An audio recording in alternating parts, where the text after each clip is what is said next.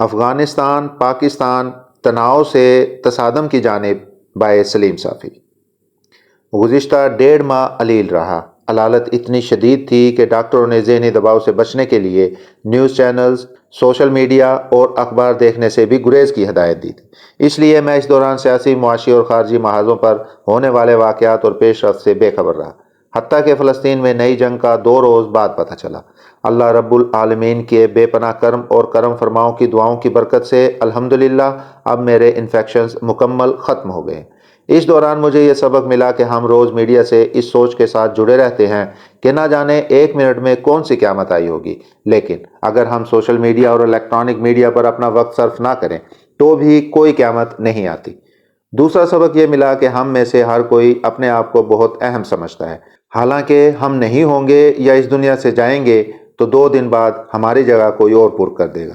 اسی لیے اللہ نے سورہ آل عمران میں ارشاد فرمایا ہے کہ اور یہ دن ہیں جو ہم لوگوں کے درمیان پھیرتے رہتے ہیں۔ میری غیر حاضری کے دوران ملکی سطح پر کچھ اچھے اور حوصلہ افزا اقدامات بھی ہوئے، جن میں ڈالر کی روپے کے مقابلے میں قدر کی کمی اور میاں نواز شریف کی واپسی جیسے اقدامات شامل ہیں۔ لیکن ایک تو فلسطینیوں کے خلاف اسرائیل کی نئی بربریت کے آغاز اور دوسرا افغانستان اور پاکستان کی بڑھتی ہوئی کشیدگی سے بڑا دکھ ہوا۔ فلسطین کا زخم بہت گہرا اور مسئلہ نہایت سنگین ہے، لیکن ظاہر ہے اس میں ہم یا ہماری حکومت ایک حد سے زیادہ کچھ نہیں کر سکتی۔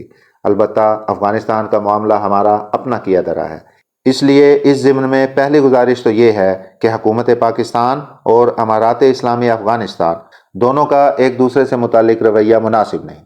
پاکستان صرف افغان طالبان پر احسانات کو مد نظر رکھ کر مطالبات کر رہا ہے اور یہ تاثر دے رہا ہے کہ امارات اسلامی کے ذمہ داران احسان فراموشی کر رہے ہیں، جبکہ افغان طالبان اس وقت پاکستان کے احسانات کے بجائے وار آن ٹیرر میں اس کے امریکہ کا ساتھ دینے اور پچھلے برسوں میں بعض افغان طالبان رہنماؤں کے پاکستان میں قتل کو سامنے لا کر ایسا تاثر دے رہے ہیں کہ پاکستان نے ان کی خاطر کچھ نہیں کیا۔ پاکستان کی یہ تشویش بالکل وجہ ہے کہ طالبان کے زیر استعمال افغان سرزمین اس کے خلاف استعمال ہو رہی ہے، لیکن وہ جس طرح افغان طالبان سے ایک ہی دن میں TTP کے مسئلے کو حل کرانے کا مطالبہ کر رہا ہے مناسب نہیں، اور اسے امارات اسلامی کی اندرونی اور نظریاتی مجبوریوں کو مد نظر رکھنا چاہیے۔ دوسرا، ماضی قریب میں پاکستان نے افغان طالبان کو ایک عذر بھی ہاتھ دے دیا۔ ہماری موجودہ سیاسی اور عسکری قیادت یقیناً اس عمل کی مخالف تھی یا اس میں شریک نہیں تھی، لیکن طالبان تو پاکستان کو جنرل باجوہ اور جنرل حافظ عاصم منیر یا پھر عمران خان اور شہباز شریف کے تناظر میں نہیں دیکھتے۔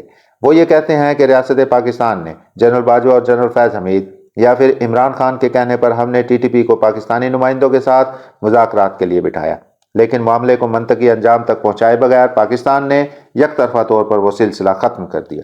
اس طرح ہمارے ماضی کے انصار اور محسن TTP کے سامنے ہماری اخلاقی پوزیشن کمزور ہو گئی۔ امارات اسلامی کی طرف سے یہ غلطی ہو رہی ہے کہ وہ صرف افغانستان میں رہنے والے افغانوں کے مسائل کو اپنی ذمہ داری سمجھتے ہیں، حالانکہ اگر امارات اسلامی کے کسی قدم کے رد عمل میں مہاجرین کو کوئی تکلیف پہنچتی ہے تو روز قیامت اس کا بھی امارات اسلامی کے ذمہ داران سے پوچھا جائے گا۔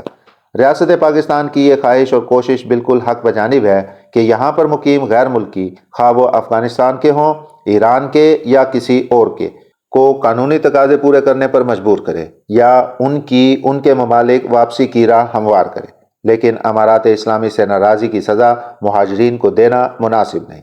پہلی بات تو یہ کہ جن لوگوں کے ویزے ایکسپائر ہو گئے ہیں یا جن کے پاس قانونی دستاویزات نہیں، وہ زیادہ تر وہ افغان ہیں جو طالبان کے برسر اقتدار آنے کے بعد یہاں آئے ہیں۔ ان لوگوں کی نہ امارات اسلامی سے ہمدردی ہے اور نہ شاید ان کی واپسی سے امارات اسلامی پریشان ہو۔ جو طالبان کے وابستگان تھے یا پھر سابق مجاہدین تھے، ان کی اکثریت کے پاس پاکستان کی قانونی اور کمپیوٹرائز دستاویزات موجود ہیں۔ یوں کارروائی کی زد میں پہلے نمبر پر یا تو وہ افغان آئیں گے جو بالکل بے آسرا ہیں، یا پھر وہ آئیں گے جو طالبان کے اقتدار کے بعد یہاں آئے ہیں۔ ریاست پاکستان سے میری گزارش ہوگی کہ وہ اپنی پالیسی پر نظر ثانی کرے۔ جو لوگ طالبان کے قبضے کے بعد یہاں آئے ہیں ان کو رجسٹریشن اور طویل المیعاد ویزے جاری کرنے کی سہولت دے۔ اسی طرح UAE کی حکومت کی طرز پر امیر افغانوں کے لیے 10 سال کے گولڈن ویزے جاری کرنے، بینک اکاؤنٹ کھولنے، پراپرٹی خریدنے اور کاروبار کرنے کی اجازت دے۔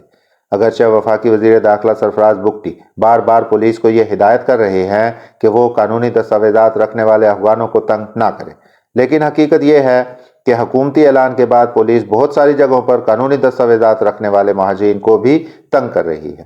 سندھ سے سب سے زیادہ شکایات موصول ہو رہی ہیں اور ایسے کیسز بھی ہوئے ہیں کہ جب مہاجر قانونی دستاویزات دکھاتا ہے تو پولیس والا اسے گرفتار کر کے قانونی دستاویزات پھاڑ دیتا ہے۔